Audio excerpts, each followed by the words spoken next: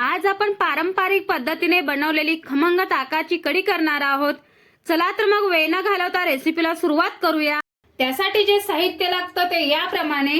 अर्धा लिटर इथे मी ताक घेतलेला आहे, 4 टेबलस्पून तेल घेतलेला आहे, मोहरी 1 टेबलस्पून, पाव टेबलस्पून हिंग, जिरे 1 टेबलस्पून, बेसन 2 टेबलस्पून, साखर 1 टेबलस्पून, मीठ 1 टेबलस्पून, हळद अर्धा टेबलस्पून, थोडीशी कोथिंबीर घेतलेली आहे, 10 ते 12 कढीपत्त्याची पाने घेतलेली आहेत, थोडंसं आलं घेतलेलं आहे, थोडंसं खोबरं, पाव टेबलस्पून मेथीची दाणे, 7 ते 8 लसणाच्या पाकळ्या आणि 5 हिरव्या मिरच्या।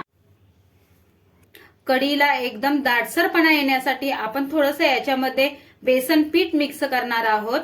बेसन पीठ डायरेक्ट ताकामध्ये मिक्स केलं तर त्याच्या गाठी होतात, म्हणून आपण पिठामध्ये थोडंसं ताक ऍड करून घेऊयात आणि सर्व गाठी फोडून घेऊयात आणि नंतर आपण ते ताकामध्ये ऍड करून घेऊयात।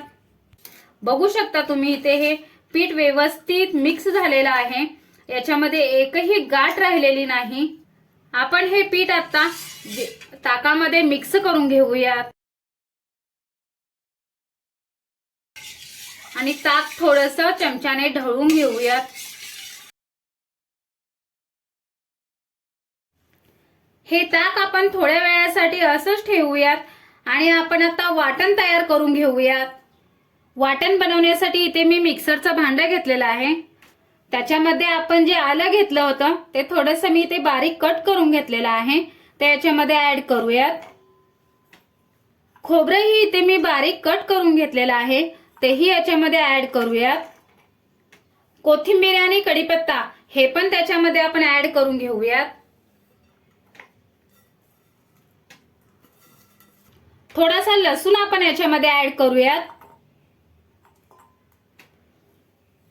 मिरच्या इथे मी कट करून घेतलेल्या आहेत, तेही याच्यामध्ये ऍड करूयात।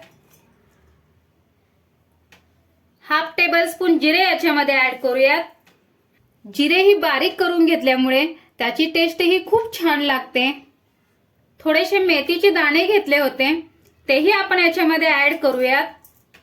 हे सर्व मिश्रण आपण आता मिक्सर मधून बारीक करून घेऊयात। मिक्सर मधून आपण मिश्रण बारीक करून घेतलेलं आहे। आपण आता कढीला फोडणी देऊन घेऊयात। फोडणी देण्यासाठी गॅसवरती कढई ठेवलेली आहे। गॅस आपण हा मीडियम फ्लेम वरती ठेवायचा। कढईमध्ये आपण तेल ऍड करून घेऊयात। याच्यामध्ये मोहरी ऍड करूयात। मोहरी छान तडतडलेली आहे, याच्यामध्ये आपण जिरे ऍड करून घेऊयात। याच्यामध्ये आपण लसूण ऍड करूयात, हिंग ऍड करूयात। आपण जे वाटण बारीक करून घेतलं होतं तेही याच्यामध्ये ऍड करूयात आणि चमच्याने व्यवस्थित हे मिक्स करून घेऊयात।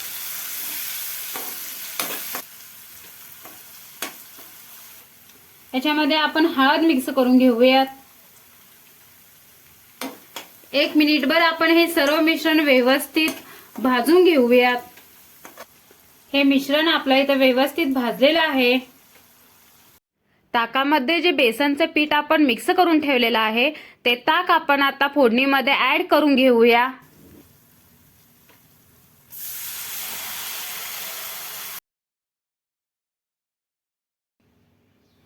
याच्यामध्ये आपण आता 1 टेबलस्पून साखर ऍड करून घेऊयात।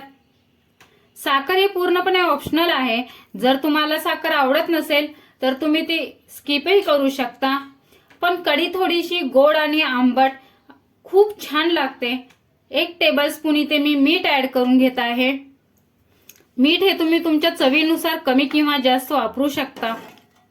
गॅसची फ्लेम मी आता लो केलेली आहे। लो फ्लेम वरती आपल्याला कढीला एक उकळी येईपर्यंत असं सतत ढवळत गरम करून घेऊया। खूप जणांची कढी बनवताना ती फुटते, कढी फुटू नये म्हणून आज मी तुम्हाला महत्त्वाच्या ट्रिक सांगणार आहे। पहिली ट्रिक म्हणजे मीठ शक्यतो शेवटी ऍड करावं आणि दुसरी ट्रिक म्हणजे कढीवरती झाकण ठेवून अजिबात कढी गरम करायची नाही। ह्या 2 ट्रिक वापरून तुम्ही न फुटता कढी बनवू शकता। 4 मिनिट झालेले आहेत. बघू शकता तुम्ही कढीला किती छान टेक्स्चर आलेलं आहे. वासही एकदम मस्त सुटलेला आहे. आपली कढी एकदम रेडी आहे. गरमागरम कढी आता आपण सर्व करून घेऊयात. तुम्ही सुद्धा या पद्धतीने ताकाची कढी बनवून बघा आणि कढी कशी बनली आहे नक्की कमेंट करून सांगा.